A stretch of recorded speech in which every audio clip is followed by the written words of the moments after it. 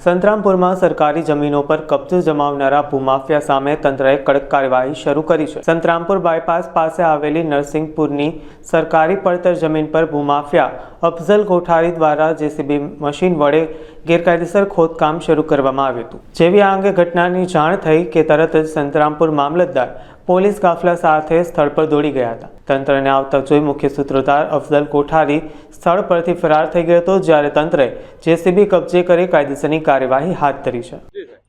આજરોજ મુજે નરસિંહપુર તાલુકો સંતરામપુર ખાતે પાલખી રેસ્ટોરન્ટની સામે આવેલ સરકારી પડતર જમીન 43A જેમાં અનધિકૃત જમીન પર જેસીબી દ્વારા ખોદકામ કરવામાં આવેલ છે અને આ જમીન પર જેસીબી પોલીસને સુપરત કરવામાં આવેલ છે અને આના જે જેસીબીના માલિક છે એ જેસીબીના ડ્રાઈવરમાં જણાવ્યું છે કે અફઝલભાઈ તેમજ 3-4 ઈસમો આના માલિક છે જેસીબીના।